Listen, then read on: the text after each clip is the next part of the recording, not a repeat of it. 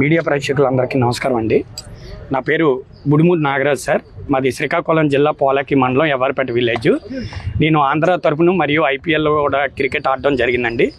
2019లో గోపిరెడ్డి శ్రీనివాసరెడ్డి గారు మరియు అలాగే విజయసాయిరెడ్డి గారి ప్రార్థనలతో ఆనాటి స్పీకర్ అయిన కొడేల శివరాం గారి మీద మరియు వాళ్ళ తనయుడు అయిన కొడేల శివరాం గారి మీద చీటింగ్ కేసు పెట్టడం జరిగింది సార్.